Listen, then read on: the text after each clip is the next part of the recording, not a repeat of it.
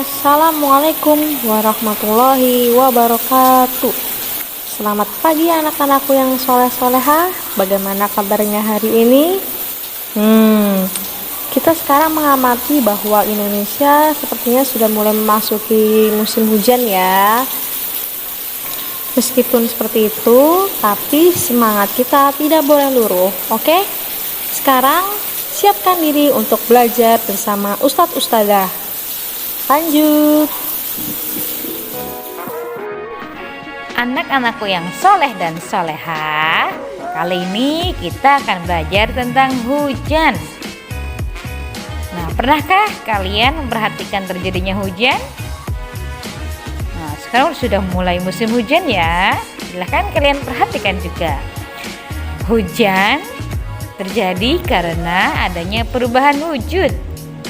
Sebagian permukaan bumi berisi air. Ada air sungai, air danau, air kolam, dan lautan yang terisi air. Ayo, sekarang kita ikutin bagaimana cara terjadinya hujan. Proses terjadinya hujan.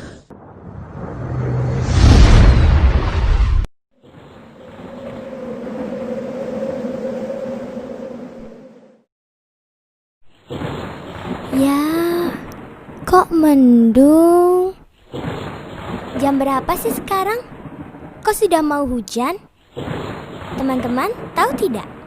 Sekarang jam tangan Tika menunjukkan jam berapa?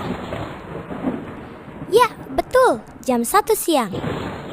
Dan sebentar lagi akan turun hujan.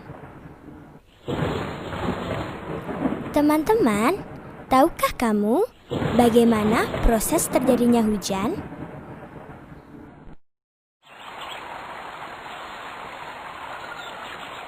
Nah, begini prosesnya.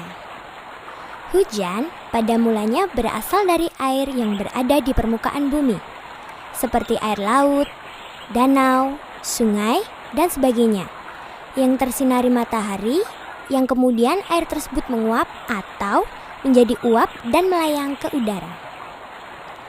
Air yang menguap atau menjadi uap melayang ke udara, dan akhirnya terus bergerak menuju langit.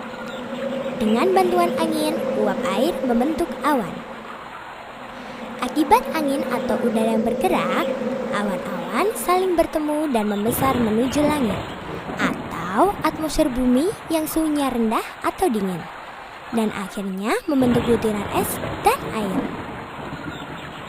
Karena berat dan tidak mampu ditopang oleh angin, akhirnya butiran-butiran air atau es tersebut jatuh. Lalu turunlah hujan tersebut sampai ke bumi. Asik, hujannya sudah reda. Suasana menjadi cerah kembali. Segarnya. Wah.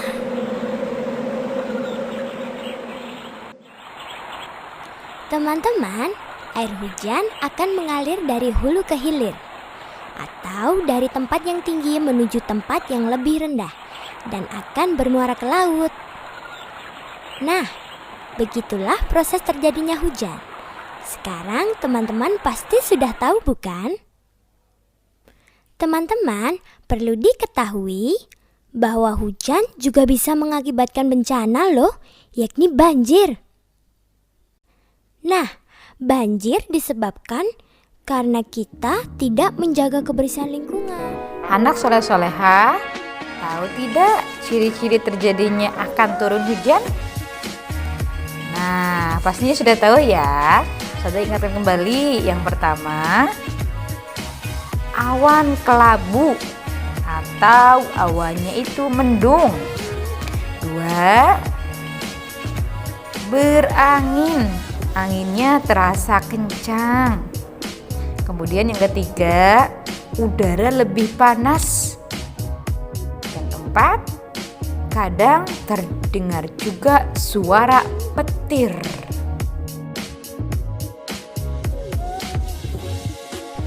Perubahan wujud yang terjadi di sekitar kita merupakan perubahan alami. Perubahan yang terjadi di alam inilah yang patut kita syukuri ya anak soleh-soleha. Ingat, setiap turun hujan adalah salah satu waktu yang baik untuk kita berdoa. Bagaimana doanya?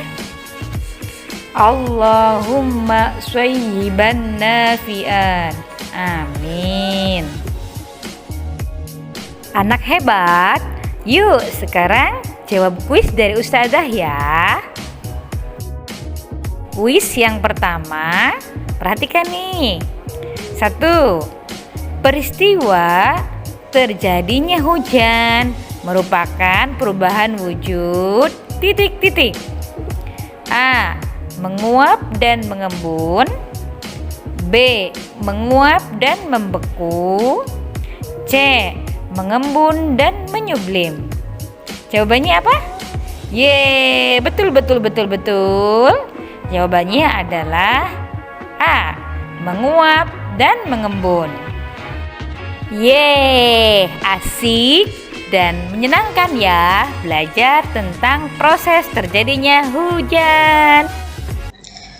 Oke anak-anak, kembali lagi di pelajaran matematika. Kali ini kita akan menghitung tentang lama waktu. Langsung saja ke contoh soal yang pertama. Hari ini alhamdulillah hujan turun sejak pukul 07.15 pagi atau pukul 7:15 dan berhenti di pukul 09.10 atau pukul 9:10. Pertanyaannya, berapa lama hujan turun? Kita ilustrasikan, hujan turun pukul 07.15, kemudian berhenti di 09.10. Nah, yang kita cari itu selang waktu dari pukul 07.15 sampai 09.10 itu berapa jam, lebih berapa menit ya. Mari kita cari tahu. Biasanya dalam sebuah pertanyaan, berapa lama itu cara menghitungnya dikurangi anak-anak. Nah, bagaimana caranya? Angka waktu yang lebih besar dikurangi dengan angka waktu yang lebih kecil, atau rumusnya waktu akhir dikurangi waktu awal. Maka kita dapat menuliskan 09.10 dikurangi 07.15. Nah, perhitungannya lebih mudah dengan cara susun seperti ini. Sekarang perhatikan menitnya. Angka 10 dan 15, ternyata 10 lebih kecil ya, maka 10 dikurangi 15 kan nggak bisa. Maka dari itu kita pinjam ke angka 9 1 jam. Jadi pinjam 1 jam ke angka 9, lalu tinggal 8. Yang 1 jam ini karena dipinjam ke menit, maka dirubah dulu ke menit jadi 60 menit. 60 menit ditambah 10 sama dengan 70. Nah, setelah itu kita bisa menghitung.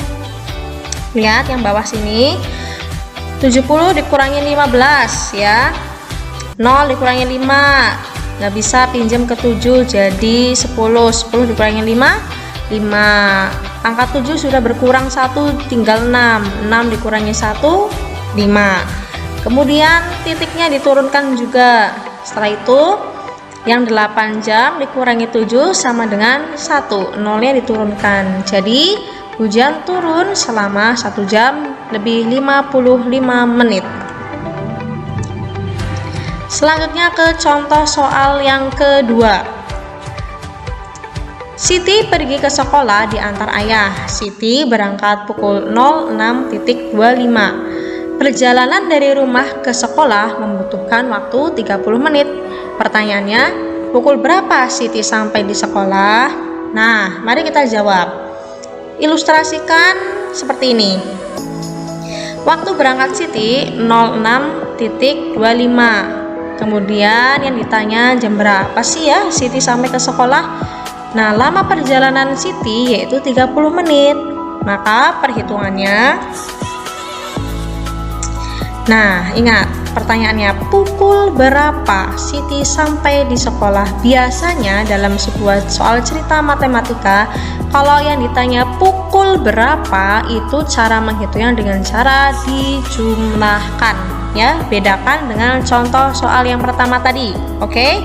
Ya, mari kita tulis saja langsung. 06.25 waktu berangkat ditambah lama waktu Siti berangkat, yaitu 30 menit. Ya, menit diurutkan dengan menit, jam diurutkan dengan jam. Oke? 5 tambah 0, 5. 2 tambah 3, 5. Titiknya turun. 6 tambah 0, 6. 0-nya turun. Jadi 06.55. Jadi Siti sampai di sekolah pukul 06.55 atau jam 6 lebih 50 menit atau pukul 7 kurang 5 menit. Begitu ya. Oke, matematika menyenangkan. Selamat mencoba. Halo teman-teman. Kita semua sebagai warga negara Indonesia yang baik, kita harus menunjukkan sikap bersatu.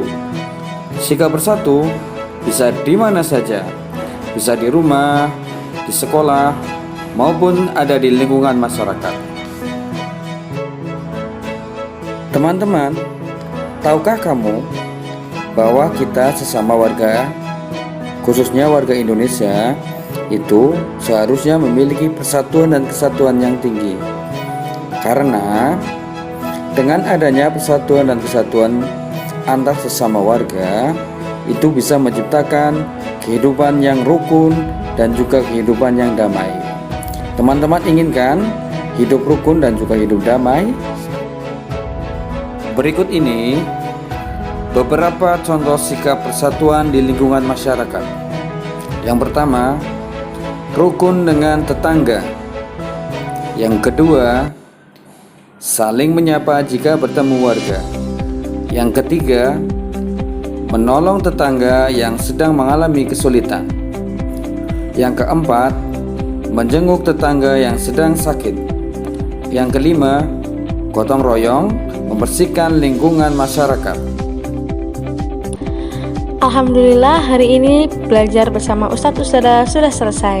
Ustazah ingatkan kembali, jangan lupa untuk mengerjakan tugas-tugas dari Ustadz Ustadzah, dan yang harus dikirimkan kepada wali kelas masing-masing. Oke? Barakallahu fikum, jazakumullah khairan katsir. Wassalamualaikum warahmatullahi wabarakatuh.